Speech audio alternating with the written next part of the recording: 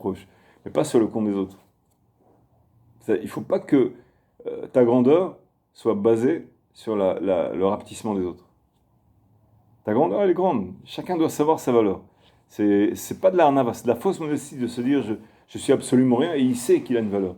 Il sait qu'il est chacham, il sait qu'il peut influencer en bien les autres, ou aider les autres, ou il a de l'argent, il peut aider les autres.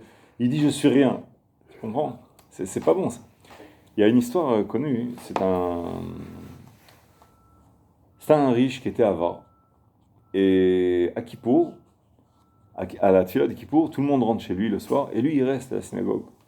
Et il prend des télim, il prend les psaumes, il commence à lire, il lit. Tout le monde déjà rentre chez lui. Et lui reste une demi-heure, une heure, il lit des psaumes. Comme ça. Et le rav, il le repère. Alors après, il va lui parler, il reste, il attend. Il lui dit, tu es content, tu as vu les psaumes, Baruch Hashem, comme ça. Et il lui dit, mais tu sais à quoi tu ressembles? Non.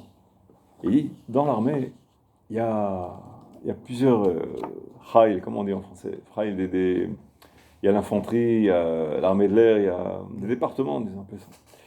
Il y a plusieurs départements dans l'armée. Et toi, comment dire, il y a des gens qui travaillent dans l'infanterie, par exemple. Et ils se disent, je veux aller dans l'armée de l'air. Ils rentrent dans l'armée de l'air, on lui dit, mais tu sais pas conduire un avion. Alors je veux nettoyer l'avion. Après il dit, mais peu importe ce que tu fais, tu es dans l'infanterie, toi. Va dans l'infanterie. Fais ton travail dans l'infanterie. Ou alors un cuisinier, tu comprends? Lui, quand il cuisine bien, grâce à lui, bon, il va pas au combat.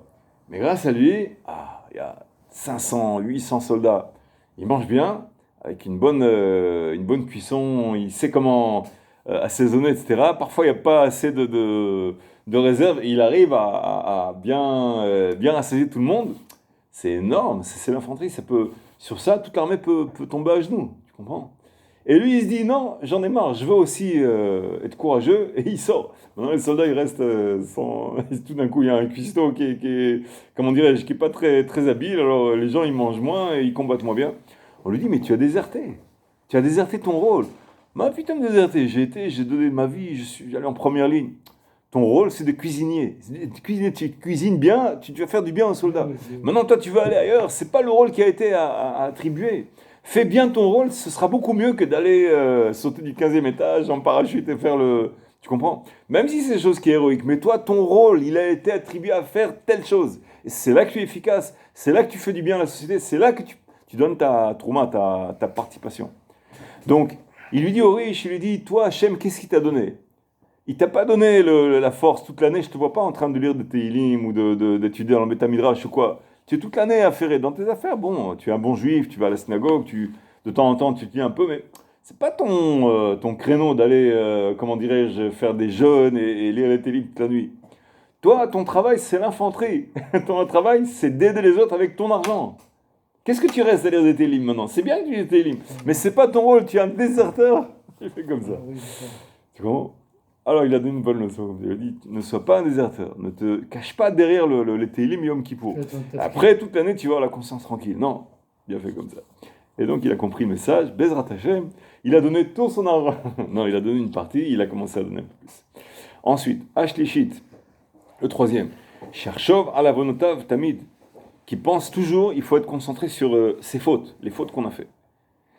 Veirtse Betaora Betochachat Veisurim, c'est-à-dire le fait d'être conscient de nos fautes et de, entre guillemets, les ruminer sans obsession, mais les avoir en face, savoir, tel jour, cette personne, elle a fait telle erreur, elle s'est mise en colère, comment elle a vu qu'une personne, elle était en détresse, elle lui a donné 1 euro ou un chèque, elle pouvait lui donner 20 ou 30, elle sait que c'était pas du bidon, c'était pas... parce qu'aujourd'hui, on a peur. Beaucoup de gens se déguisent en pauvres, en détresse, ça, bon. Mais là, elle sait que c'est du vrai, et elle a un peu ignoré, tu comprends.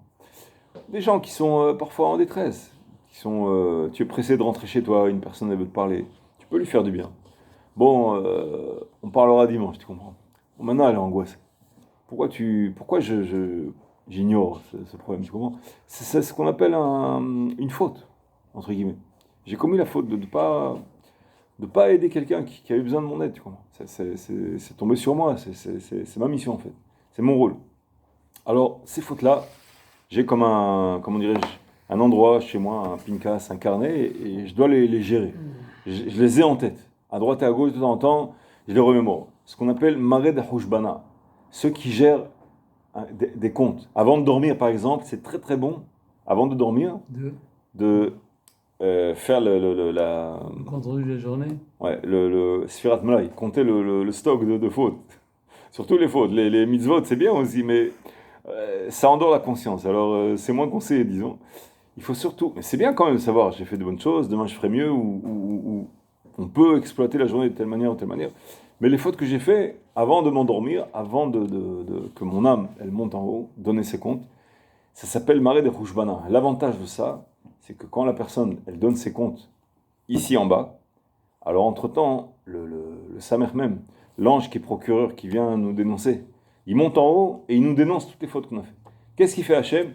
Il dit, attends, ces fautes que tu viens dénoncer, voilà, je vois, elles sont déjà écrites, elles ont déjà été déclarées. Ah bon, par qui? Ben, lui-même. Il a fait vidou, il s'est confessé à Hachem, il a commencé à les énumérer, il a fait tchouva. Donc c'est pas la peine, ne m'en parle pas, c'est pas la peine. Tu comprends? C'est-à-dire s'il a fait din en bas, din c'est la rigueur, le compte, en din en haut. Im yesh din en bas, D'accord, ok. en din les malas. Tu comprends? Im en din, s'il n'y a pas de din de rigueur en bas, yesh din les malas. Quand il vient le procureur, il commence à dénoncer les trucs. Ah, ok, inscrit, ça. L'âme, elle va venir, elle va poser signature après. Elle va dire oui, effectivement, elle a fait comme ci, comme ça. Alors, Maré des Chouchbana, ils arrivent à esquiver le compte en haut. Donc, c'est un avantage qui est énorme. Ah oui. Énorme. Donc, c'est bien, surtout avant de dormir. Pourquoi? Parce qu'avant de dormir, l'âme, elle monte. Les Mkoubalim, ils disent avant Chatzot Laïla. C'est-à-dire aujourd'hui, en Israël, c'est minuit moins 5 à peu près. C'est pour ça que c'est important de faire Kriyat Shema, ça c'est entre parenthèses, avant Chatzot Laïla, c'est bien de le Et si faire. on fait après? C'est pas obligé, c'est bien, il faut le faire de toute façon, mais le dire avant Chatzot Laïla, ils disent les Mkoubalim que l'âme, même si on reste réveillé, l'âme elle monte quand même, pour donner compte. Ah oui. Donc il faut le dire avant, Même si on est éveillé? même si on est éveillé, elle monte quand même. Ouais.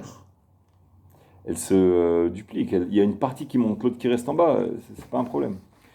Regarde Hachem Tiktsar, est-ce que la main de Hachem elle est trop courte? Il sait comment résoudre ces problèmes-là. Elle monte en haut entre-temps. Il y a même des chachamim parfois qui témoignent. Il y a des gens qui ont été sauvés d'accidents très graves, qui ont perdu connaissance. Et ils témoignent. Un tel chacham qui est vivant, il a été jugé. Tel chacham, il est venu pour le défendre. Il est vivant. Alors comment il a fait? Pendant qu'il était vivant, pendant qu'il donnait un shiur, pendant qu'il dormait, pendant que ci, que ça, il a été convoqué en haut pour venir témoigner, pour venir participer au jugement de tel juif.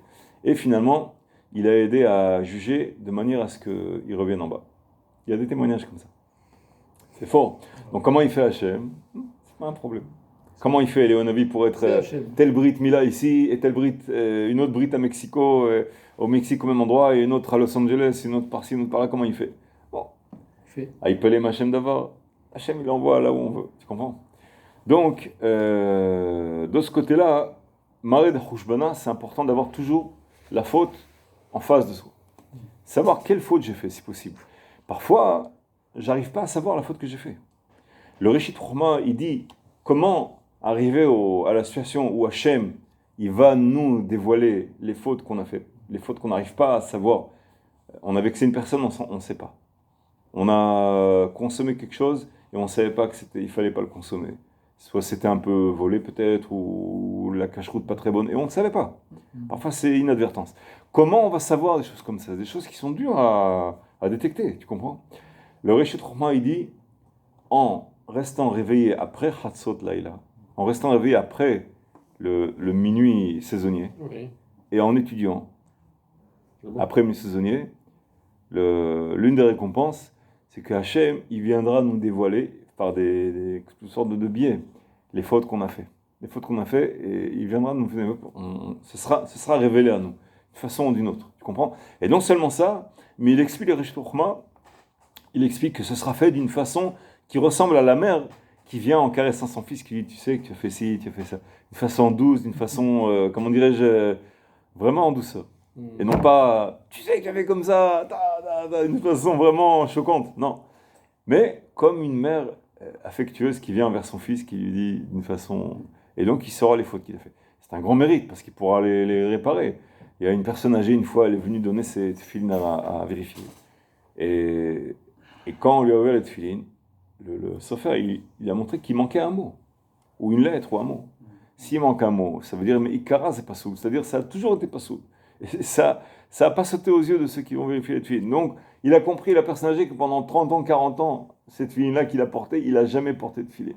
Oh là là là. Alors, le Sofer, il s'est dit d'avoir avant de lui dévoiler. Il dit, comment je vais lui dévoiler ça? En lui disant que cette tefilin, il connaît cette personne. En lui disant que cette tefilin, ils sont psoulim, mais ikaro, c'est-à-dire qu'ils n'ont jamais été, c'est pas qu'ils se sont esquintés par le temps, mais ils n'ont jamais été kshérim. Donc pendant 40 ans, la personne, elle n'a pas porté de filine. Tous les matins, elle passe un moment, elle fait de la fière. 40 ans de filine multiplié par 300 et quelques jours. Ce que c'est 40 fois 300 et quelques, c'est énorme. C'est des mitzvot de la Torah qui ont Il faut lui été... dire ou pas? Comment? Il faut lui dire ou pas? Alors il lui a dit.